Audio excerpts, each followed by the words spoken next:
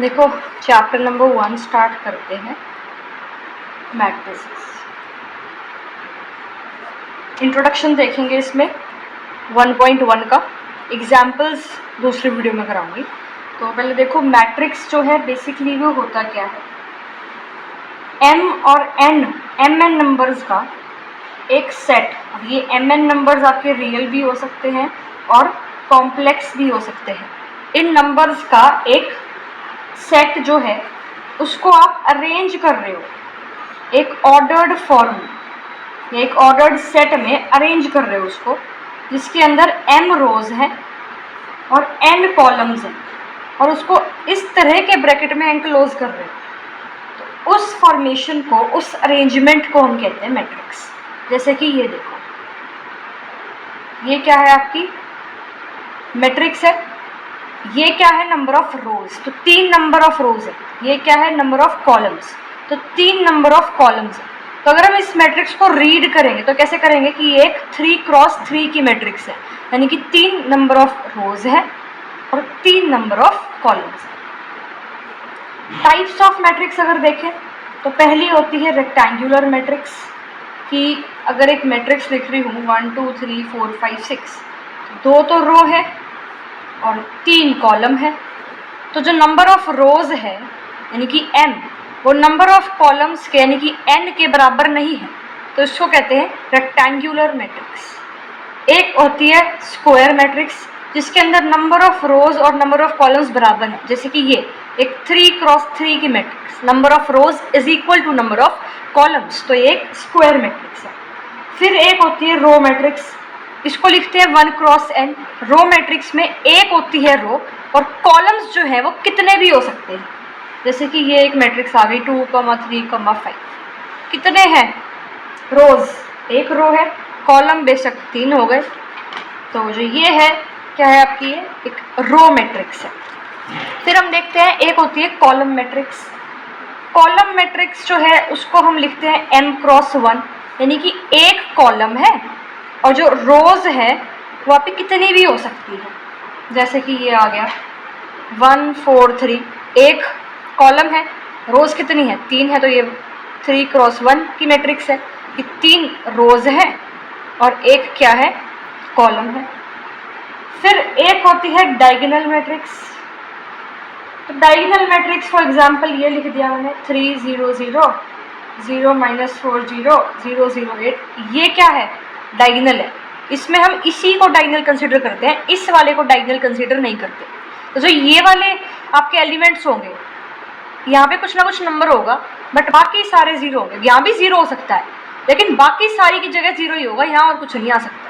यहाँ बेशक 0 हो 1 हो कुछ भी हो, कोई मतलब नहीं है। जो ये एलिमेंट्स हैं, नॉन डायगोनल एलिमेंट्स जो है वो आपके 0 होते हैं, तो इसको कहते हैं हम क्या, डायगोनल मैट्रिक्स। ठीक है। फिर आपकी आती है एक स्केलर मैट्रिक्स। तो स्केलर मैट्रिक्स बेसिकली एक टाइप ऑफ डायगोनल मैट्रिक्स है, जिसके जो डायगोनल एलिमेंट्स हैं वो क्या होते हैं, सेम होते हैं। अब देखो डायगोनल के अलावा बाकी सारे एलिमेंट्स क्या है, 0 है, तो डायगोनल मैट्रिक्स हो गई। डायगोनल पे सारे एलिमेंट्स सेम हैं तो कैसी मैट्रिक्स हो गई, स्केलर मैट्रिक्स हो गई। फिर एक आपकी आती है यूनिट मैट्रिक्स या आइडेंटिटी मैट्रिक्स। इसमें क्या होता है, ये एक टाइप ऑफ स्केलर मैट्रिक्स है और स्केलर मैट्रिक्स एक टाइप ऑफ डायगोनल मैट्रिक्स थी, यानी कि ये मैट्रिक्स हो गई आपकी। अब डायगोनल है यानी कि नॉन डायगोनल एलिमेंट्स 0, ठीक है। स्केलर मैट्रिक्स यानी कि डायगोनल एलिमेंट्स सेम, वो भी है। अब अगर डायगोनल एलिमेंट्स 1 है तो वो होती है एक यूनिट या आइडेंटिटी मैट्रिक्स। फिर एक टाइप ऑफ मैट्रिक्स आती है ट्राइंगुलर मैट्रिक्स। ट्राइंगुलर मैट्रिक्स में क्या होता है, देखो 2 5 1 3 1 0 0 1, और एक ले लेती हूँ 1 0 0 0 2 3 0 0 2 4 5 0 1 2 4 6। ये कैसी टाइप मैट्रिक्सेस है, दोनों ये ट्राइंगुलर मैट्रिक्स है।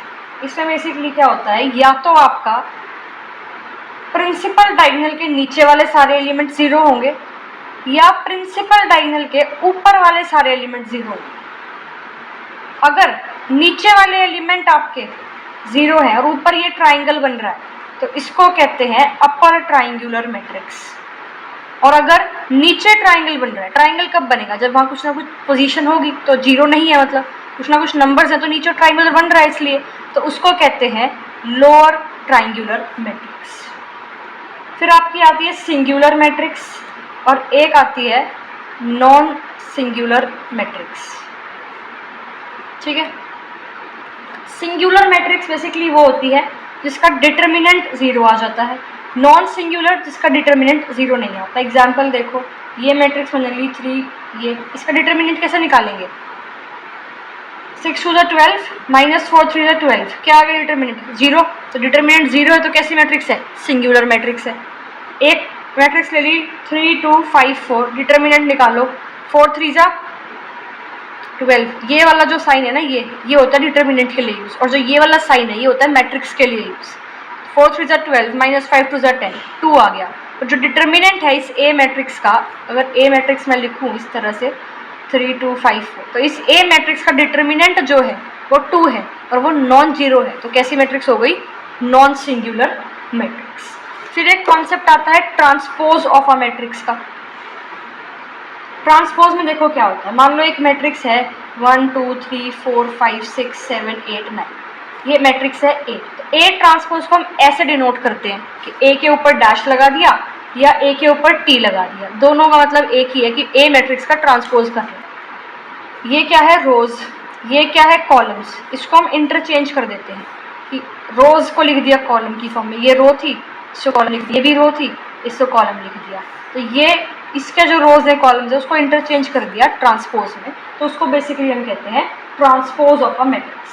प्रॉपर्टी देखोगे तो ए ट्रांसपोज का ट्रांसपोज करोगे तो ए आएगा, ए प्लस बी का ट्रांसपोज करोगे तो A transpose plus B transpose आएगा। अगर आप ए मैट्रिक्स को किसी स्केलर क्वांटिटी से मल्टीप्लाई करके उसका होल ट्रांसपोज लोगे तो स्केलर बाहर आ जाता है और ए का ट्रांसपोज हो जाता है। ए बी का होल ट्रांसपोज करोगे तो वो बी ट्रांसपोज ए ट्रांसपोज आ जाएगा। ए की पावर एन का होल ट्रांसपोज करोगे तो वो ए ट्रांसपोज की पावर एन आ जाता है। देखो ट्रांसपोज में तो बताया था कि जो रोज एंड कॉलम्स है वो इंटरचेंज हो जाते हैं। अगर इस मैट्रिक्स को मैं एक m क्रॉस n की मैट्रिक्स कहती हूँ तो रोज एंड कॉलम इंटरचेंज करने के बाद ये जो मैट्रिक्स है वो क्या बन जाएगी? n क्रॉस m की मैट्रिक्स। ठीक है, नेक्स्ट जो टॉपिक है वो हम देखते हैं कॉन्जुगेट ऑफ अ मैट्रिक्स क्या होता है। तो देखो, अगर आपके पास एक मैट्रिक्स है A 3 plus iota 3 4 iota 2 minus iota -3 iota 4 3 6 plus iota और 4 प्लस 3 आयोटा, तो A मैट्रिक्स है। ए मैट्रिक्स से कॉन्जुगेट को हम डिनोट करते हैं ए के ऊपर डैश लगा के। तो ए कॉन्जुगेट की वैल्यू क्या होगी? हम करते हैं क्या है इसमें, जो आपका ये आयोटा वाला साइन होता है ना, आयोटा वाली जो वैल्यू होती है, आयोटा वाली जो टर्म होती है, उसका जो साइन है ये प्लस है, इसको हम अपोजिट कर देते हैं कि प्लस का माइनस। जो ये रियल पार्ट है इसका साइन कुछ चेंज नहीं होता, 3 एज इट इज रहेगा, प्लस का हो जाएगा माइनस आयोटा। रियल पार्ट है तो ये एज इट इज रहता है, -4 iota 2 plus iota 3 as it is plus 3 iota 6 minus iota 4 minus 3 iota. Basically जो आयोटा है उसके साथ में जो आपका कॉफिशिएंट है, वो कॉफिशिएंट का जो साइन है वो आप अपोजिट कर देते हो, प्लस को माइनस और माइनस को प्लस में। रियल पार्ट का कुछ फर्क नहीं पड़ता, रियल पार्ट का साइन वगैरह कुछ चेंज नहीं करते, कुछ फर्क नहीं पड़ता। अब अगर हम प्रॉपर्टीज देखें कि कॉन्जुगेट की बेसिकली जो प्रॉपर्टीज है, तो देखो ए कॉन्जुगेट का कॉन्जुगेट कर दिया तो वापस से ए मैट्रिक्स आ जाती है। ए प्लस बी का होल कॉन्जुगेट करोगे तो वो ए कॉन्जुगेट प्लस में बी कॉन्जुगेट आ जाता है। फिर ए मैट्रिक्स को कैसे मल्टीप्लाई करते हो और फिर उसका होल कॉन्जुगेट लेते हो तो वो आपका आ जाएगा के का कॉन्जुगेट इंटू ए मैट्रिक्स का कॉन्जुगेट। ए मैट्रिक्स का कॉन्जुगेट तो करना आपको आता ही है। अब अगर k आपका एक कॉम्प्लेक्स नंबर है, यानी कि अगर k मान लो आपका होता 3 माइनस आयोटा, तो k का कॉन्जुगेट होता 3 प्लस में आयोटा। अगर मान लो जो आपका k है वो एक रियल नंबर है तो k एज इट इज आता, क्योंकि रियल नंबर में कोई चेंज नहीं होता। और a मैट्रिक्स का हम कॉन्जुगेट लेते हैं, यहाँ पे जो k है वो एक रियल नंबर है और यहाँ पे जो k है वो एक आपका कॉम्प्लेक्स नंबर है। अगली प्रॉपर्टी है कि ए बी मैट्रिक्स का होल कॉन्जुगेट लोगे तो वो A conjugate into B conjugate आता है। यहाँ पर ए पहले ही आता है, बी बाद में आता है। अगर ए बी मैट्रिक्स का ट्रांसपोज लेते हैं तो बी ट्रांसपोज ए ट्रांसपोज, यहाँ पे उल्टे हो जाते हैं। ठीक है, अगली प्रॉपर्टी देखो, ए की पावर एन का होल कॉन्जुगेट लोगे तो वो आएगा ए का कॉन्जुगेट उसकी पावर एन। ठीक है, अब नेक्स्ट जो टॉपिक आता है वो आता है ट्रांसपोज्ड कॉन्जुगेट। देखो, अगर आपकी एक ए मैट्रिक्स है, एम क्रॉस एन ऑर्डर की मान रखी है, ये ए मैट्रिक्स का कॉन्जुगेट है, तो इस कॉन्जुगेट वाली मैट्रिक्स का अगर हम ट्रांसपोज ले लें तो उसको हम कहते हैं ट्रांसपोज कॉन्जुगेट, और उसको हम डिनोट करते हैं ए थीटा के साथ। एग्जाम्पल देखो, अगर एक मैट्रिक्स है ए 3 4 आयोटा प्लस में 6 1 2 minus iota minus 7 minus iota 4 iota 3 iota minus 2 3 minus 3 iota, A matrix है। ए मैट्रिक्स का पहले क्या लिया? कॉन्जुगेट लिया, यानी कि इमेजिनरी पार्ट का साइन चेंज, इमेजिनरी पार्ट के कोफिशिएंट का साइन चेंज, और real part as it is कर दिया साइन चेंज। अब जो ये कॉन्जुगेट वाला आपका पार्ट आया है, इसका हम क्या कर देते हैं? ट्रांसपोज कर देते हैं ट्रांसपोज्ड कॉन्जुगेट के लिए, कि जो रोज हैं वो कॉलम्स बन जाती हैं। तो ये 2 प्लस आयोटा माइनस 4 आयोटा, रोज जो है वो कॉलम्स बन जाती है। तो इस तरह से ये आपका आ जाता है ट्रांसपोज्ड कॉन्जुगेट। ठीक है, अब इसकी जो है प्रॉपर्टीज, वो जो प्रॉपर्टीज है ट्रांसपोज्ड कॉन्जुगेट की वो देख लो। ए का ट्रांसपोज कॉन्जुगेट वापस से ए मैट्रिक्स आ जाती है।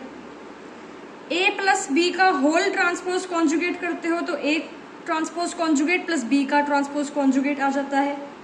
अगर ए मैट्रिक्स को के से मल्टीप्लाई कर रहे हो और अगर उसका ट्रांसपोज कॉन्जुगेट ले रहे हो तो वो आएगा ए का ट्रांसपोज कॉन्जुगेट इनटू के का कॉन्जुगेट। क्यों?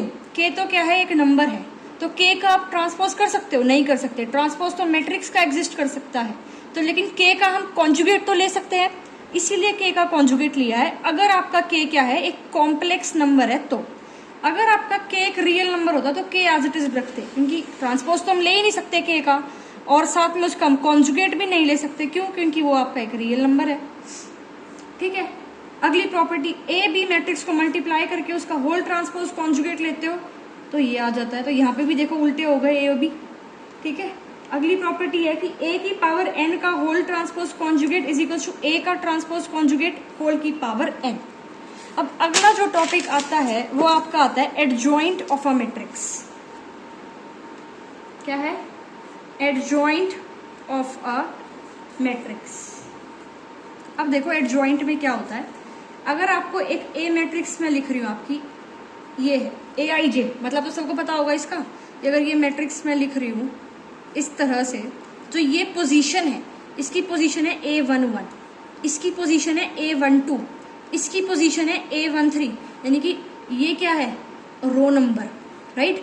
ये क्या है? Column number 1, column number 2, column number 3। अगर मैं लिख रही हूँ A32, इसका मतलब एक ऐसा एलिमेंट जो रो नंबर 3 में है और कॉलम नंबर 2 में है, यानी कि 8।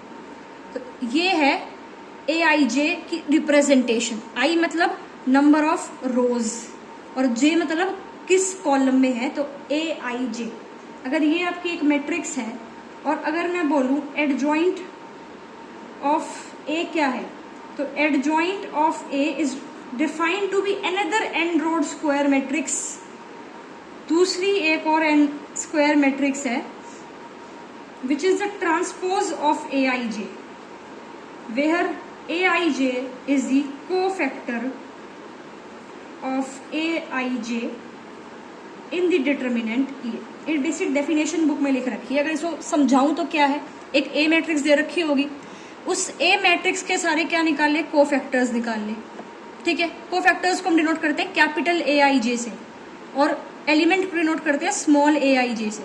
ये A11 है, यानी कि एलिमेंट है मैट्रिक्स ए का, जिसमें जो कहाँ पर है? फर्स्ट रो में और फर्स्ट कॉलम वाली प्लेस पे है।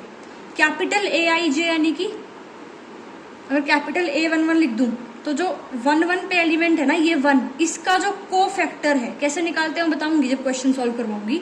उसको बेसिकली हम बोलते हैं AIJ, कैपिटल AIJ। ठीक है। तो ए मैट्रिक्स से कोफैक्टर्स निकाले, हर एक एलिमेंट के अलग अलग कोफैक्टर होते हैं, ठीक है।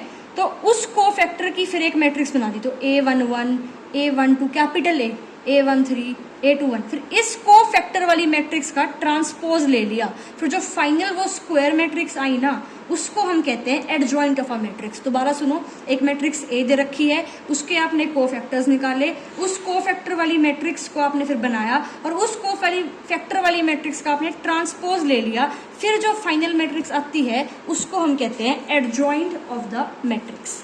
अब हम देखते हैं कुछ थ्योरम्स, ठीक है। अब जो आपकी पहली थ्योरम दे रखी है वो दे रखी है कि A इंटू में adjoint of A is equals to adjoint of A into में A is equals to determinant of A IN, जहाँ पे IN क्या है, एक n रोड यूनिट मैट्रिक्स है। यूनिट मैट्रिक्स कौन सी मैट्रिक्स है आपकी, बेसिकली वो मैट्रिक्स होती है जिसके डायगोनल एलिमेंट्स 1 है, बाकी सारे क्या है 0। तो ये इसको हम I बोलते हैं, I मैट्रिक्स, ठीक है।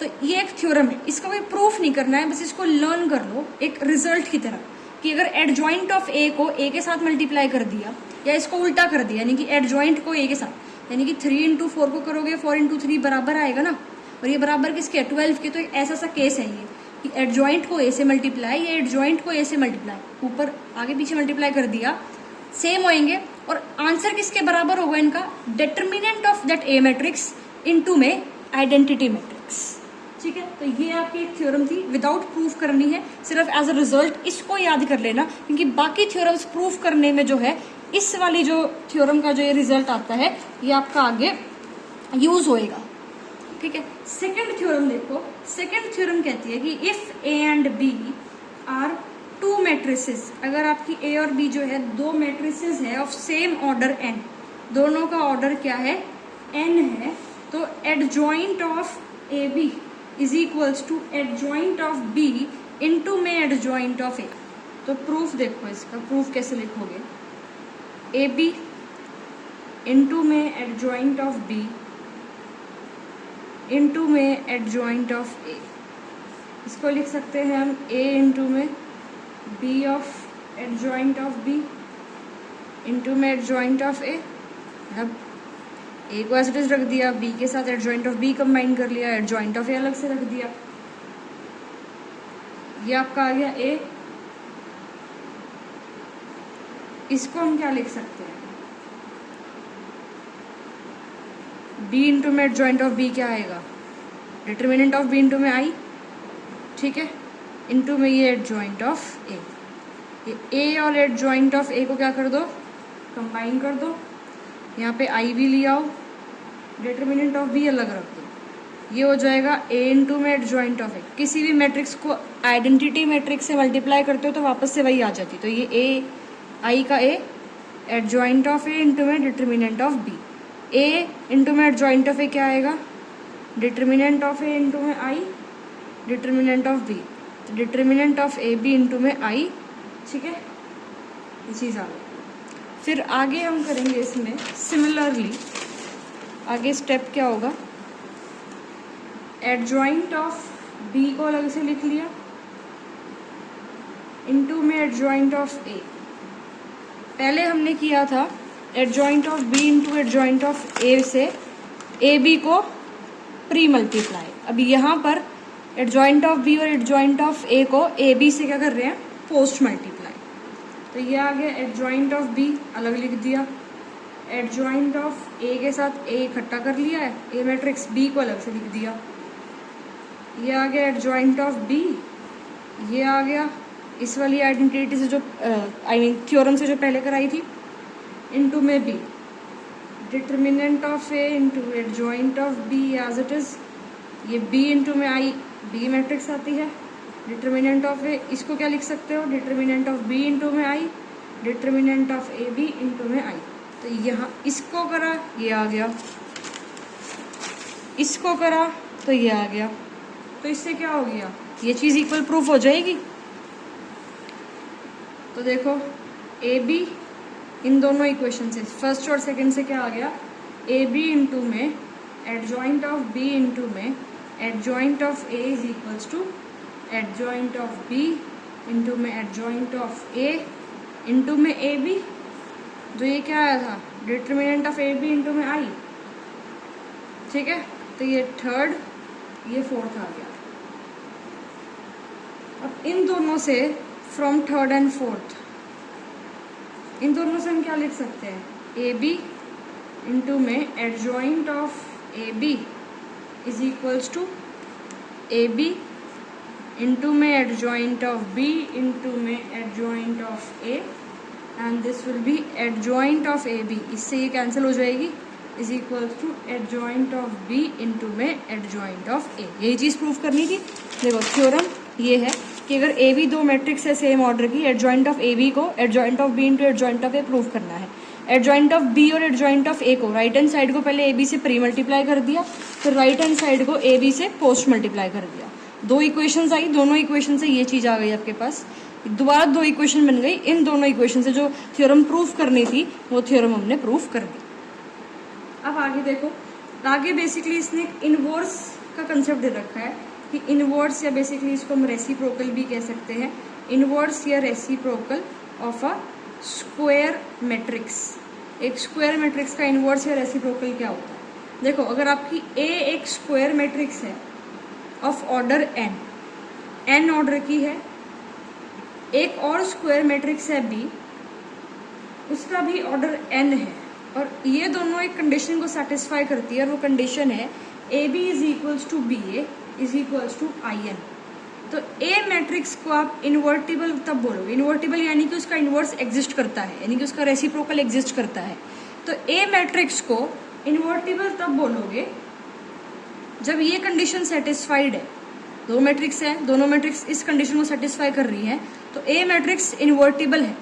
और जो बी मैट्रिक्स है ना, वो क्या हो जाएगा, वो ए का इनवर्स हो जाएगा। तो इनवर्स ऑफ ए कौन सी मैट्रिक्स हो जाएगी, बी, ठीक है।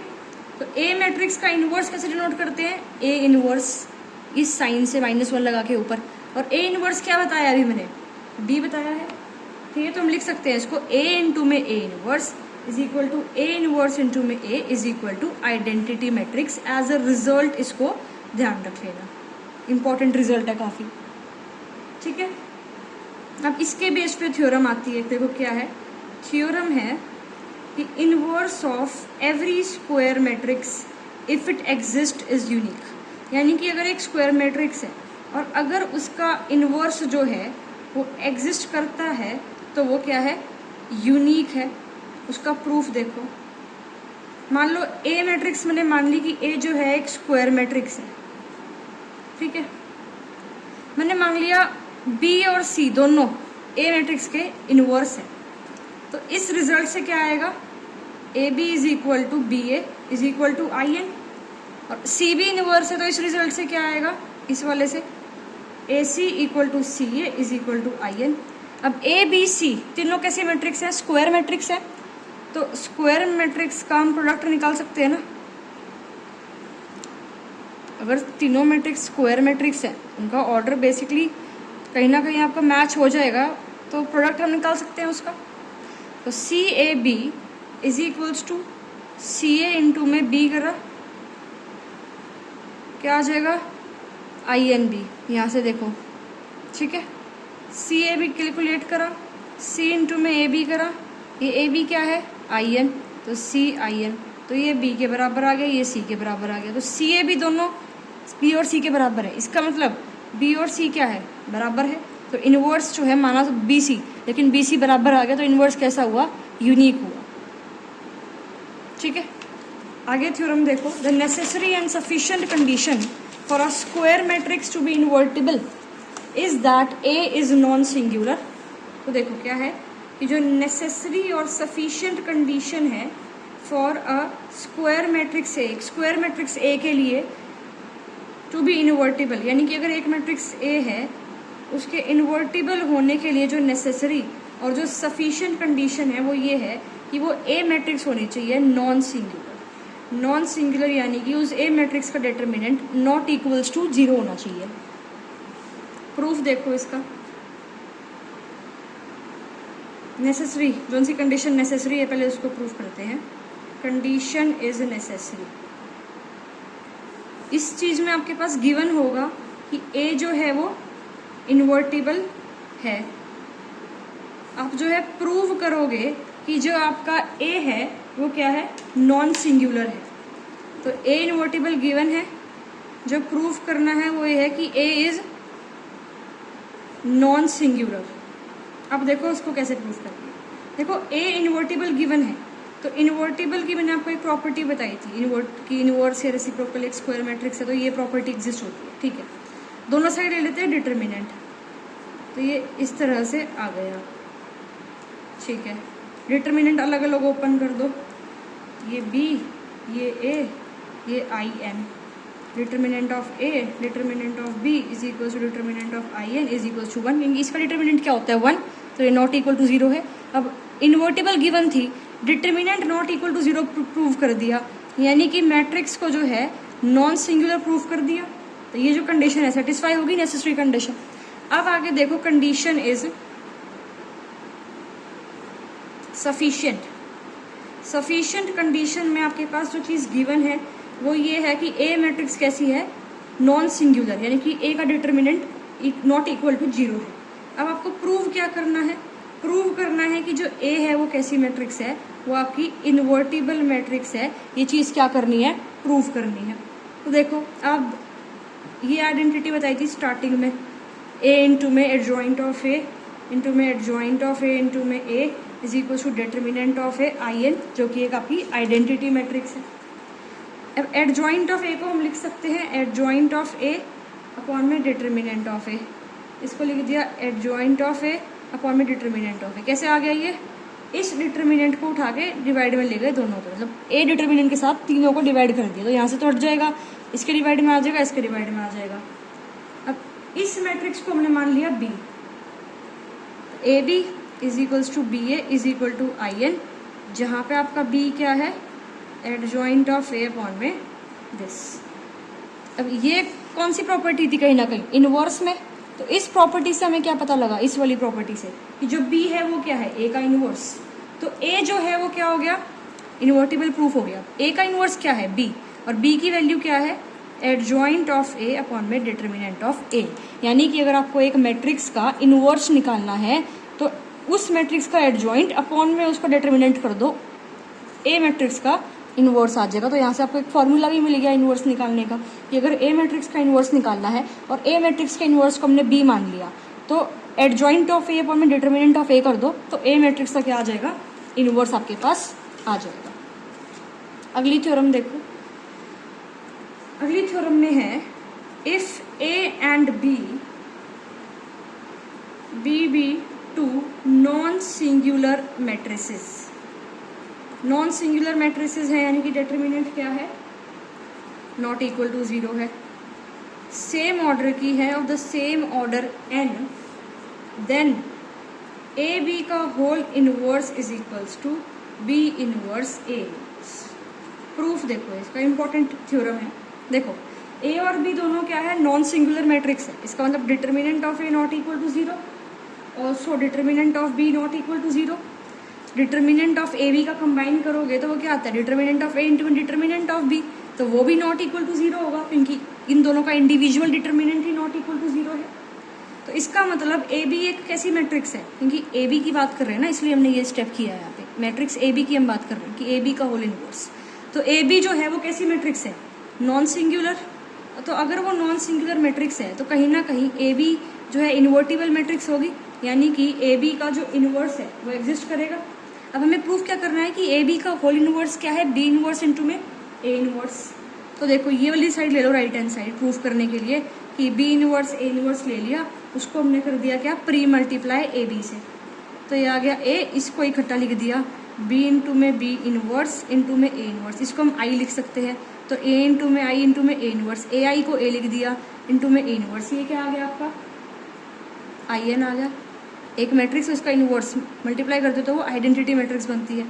अब क्या करेंगे, इसको राइट हैंड साइड को पोस्ट मल्टीप्लाई कर देते हैं ए बी से। अब बी इनवर्स लिख दिया, इसको ए और ए इनवर्स को इकट्ठा कर दिया इंटू में बी, ये क्या आएगा आई, तो बी इनवर्स आई इंटू में बी, मल्टीप्लाई करोगे क्या आ जाएगा, बी इनवर्स इंटू में बी, ये क्या आ जाता है, आई आ जाएगा। तो ये चीज़ यहाँ से भी ये आती है, पोस्ट मल्टीप्लाई करने के भी और प्री मल्टीप्लाई करने के भी, राइट। तो कहीं ना कहीं क्या आ रहा है कि जो ए बी का इंटू में बी इनवर्स ए इनवर्स, ये दोनों आपके एक second, B inverse A inverse के बराबर आ रहे हैं। और किसके बराबर आ रहे हैं? आई एन के। तो कहीं ना कहीं ए बी का होल इनवर्स क्या आ जाएगा? B inverse A inverse. और इसको हम क्या कहते हैं? इसको हम कहते हैं रिवर्सल लॉ फॉर इनवर्स, ठीक है। कि ए बी का होल इनवर्स करते हो तो मैट्रिक्स रिवर्स हो जाती है, बी इनवर्स ए इनवर्स आ जाता है ऐसे, ठीक है। समझ में आ गई थ्योरम। अब अगली थ्योरम देखते हैं कि if A is a non singular matrix then prove that determinant of A inverse. अगर बेसिकली आपकी जो ए है वो एक नॉन सिंगुलर मैट्रिक्स है तो आप लोगों को प्रूफ करना है कि डिटर्मिनेंट निकालोगे अगर ए इनवर्स का तो वो बराबर आएगा किसके? डिटर्मिनेंट ऑफ ए का, उसका फिर इनवर्स कर दो, डिटर्मिनेंट ऑफ ए का इनवर्स कर दो तो ये चीज़ बराबर आएगी। ये चीज़ आपको क्या, ये चीज़ प्रूफ करनी है। देखो ए मैट्रिक्स कैसी है? नॉन सिंगुलर, यानी कि determinant of A not equal to 0 होगा। तो नॉन सिंगुलर मैट्रिक्स है तो कहीं ना कहीं ए इनवर्स जो है वो एग्जिस्ट करेगा, ठीक है। अब A into A inverse identity matrix होती है, सबको पता है। दोनों साइड ले लो determinant, determinant of A into determinant of A inverse is equal to identity matrix determinant होता है 1। A inverse as it is रखा है, इसको ले आओ नीचे 1 में ये ए इनवर्स का determinant is equal to A matrix का इनवर्स, ठीक है। तो ये चीज़ तो प्रूफ करनी थी कि डिटर्मिनेंट ऑफ ए इनवर्स क्या आएगा? डिटर्मिनेंट ऑफ ए के इनवर्स, ठीक है। सिंपल सी थ्योरम थी। नेक्स्ट थ्योरम देखो, नेक्स्ट थ्योरम है prove that the adjoint of a non singular matrix is non singular. ये चीज़ प्रूफ करनी है। देखो ए मैट्रिक्स को मान लिया एडजॉइंट मैट्रिक्स, क्या मान लिया? Adjoint matrix. Prove adjoint of non singular matrix is non singular. एक नॉन सिंगुलर मैट्रिक्स का एडजॉइंट भी नॉन सिंगुलर होगा, ये प्रूफ करना है। तो ए मान लिया adjoint matrix, determinant of A not equal to 0। Also ये पता ही है आपको कि ए इंटू में एडजॉइंट ऑफ ए क्या होता है? ये चीज़ होती है, दोनों साइड ले लो डिटर्मिनेंट। ये एक इम्पोर्टेंट चीज़ है कि अगर एक ए मैट्रिक्स का डिटर्मिनेंट है साथ में आइडेंटिटी मैट्रिक्स को मल्टीप्लाई हो रखा है तो फिर इसका पूरे का अगर हम डिटर्मिनेंट लेते हैं तो वो उस मैट्रिक्स की पावर n, बेसिकली ये जो ऑर्डर है वो पावर में लग जाता है इसके डिटर्मिनेंट की। ये चीज़ें से, ठीक है। अब क्या कर दो, इसको क्या कर दो? डिवाइड कर दो इससे, ए डिटर्मिनेंट से। तो क्या बन जाएगा? देखो यहाँ देख लो, ये बन जाएगा adjoint of A is equals to, ये चीज़ बनेगी। देखो prove that adjoint of a non singular matrix is non singular. एक नॉन सिंगुलर मैट्रिक्स का एडजॉइंट भी नॉन सिंगुलर होगा। तो ए को हमने मान लिया वो एडजॉइंट मैट्रिक्स, ये नॉन सिंगुलर है तो ये चीज़ आएगी।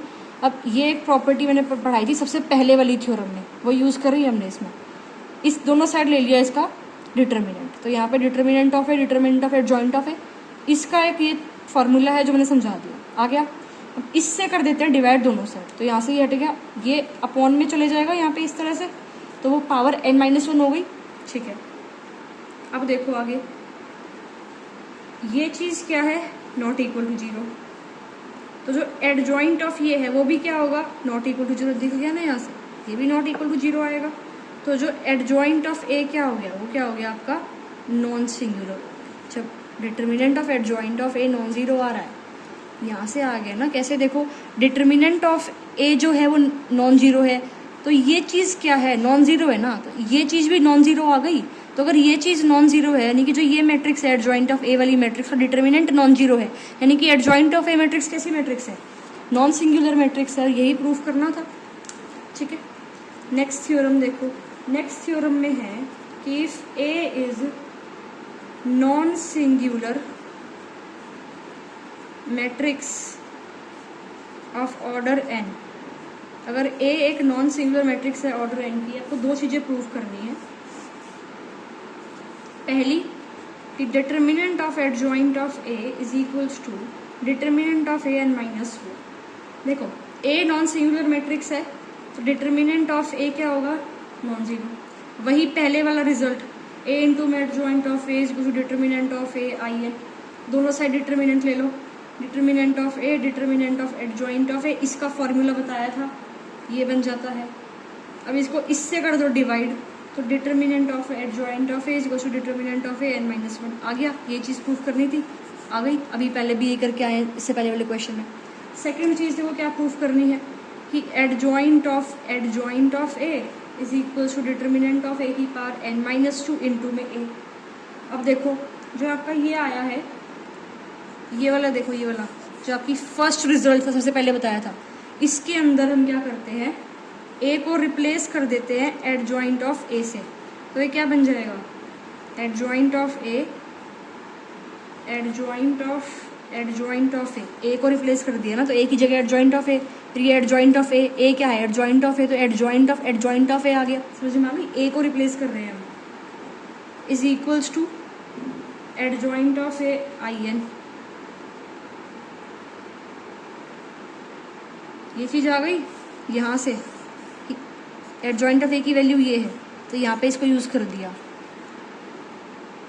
अब इसको प्री मल्टीप्लाई कर दिया ए से।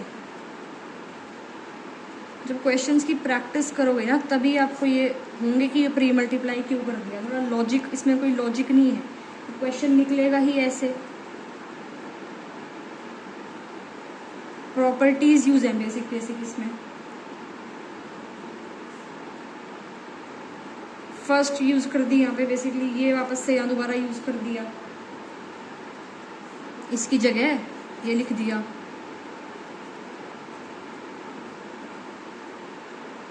ये ऐसे आ गया, मल्टीप्लाई करोगे तो मॉड डिटर्मिनेंट ऑफ ए ही बच जाएगा, मॉड नहीं है ये, डिटर्मिनेंट बोलोगे इसको, मॉड नहीं बोलना। ये चीज आ गई, इससे कर दो डिवाइड,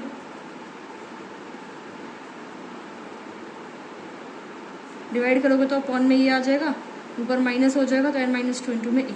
ये चीज़ प्रूफ करनी थी, तो ये तो प्रूफ हो ही गई अपने आप। इसको सेकंड, इस चीज़ को प्रूफ करने के लिए क्या करा है, इसके अंदर ए को रिप्लेस कर दिया एडजॉइंट ऑफ ए से, कर दिया ए से, कर दिया प्री मल्टीप्लाई, फिर इसको यूज़ कर रहे हो यहाँ पर करके, इजीली ये सॉल्व हो जाएगा। नेक्स्ट लास्ट थ्योरम है, छोटी सी, यही देख लो इसको। इस थ्योरम में है कि अगर आपकी ए एक नॉन सिंगुलर मैट्रिक्स है, नॉन सिंगुलर मैट्रिक्स यानी कि determinant of A not equal to 0 है, और साथ के साथ ए इनवर्स जो है वो आपका एग्जिस्ट करेगा, तो आपको प्रूफ करना है कि जो ये है ए ट्रांसपोज ये भी नॉन सिंगुलर है, तो ये चीज़ प्रूफ करनी है।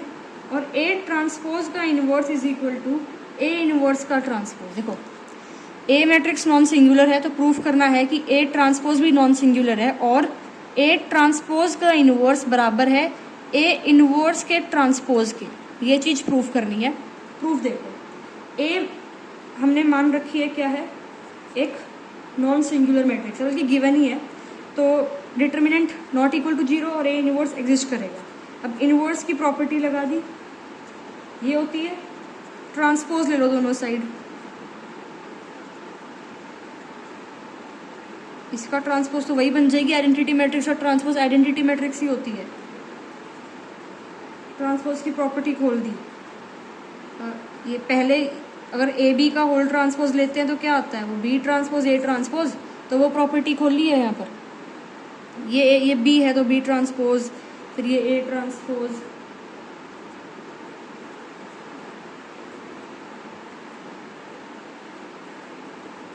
अब देखो इससे क्या पता लग रहा है हमें कि जो ए ट्रांसपोज है वो इनवर्टिबल है। इनवर्टिबल की ये जो प्रॉपर्टी होती है कि A B is equals to B A is equals to I N, तो कहीं ना कहीं ए मैट्रिक्स इनवर्टिबल है और बी उसका क्या है, इनवर्स है। तो यहाँ पर भी इस तरह की प्रॉपर्टी लग रही है, तो यहाँ पे दिख रहा है कि ए इनवर्स क्या है, इनवर्टिबल है, ए ट्रांसपोज इनवर्टिबल है, और ये इसका क्या है,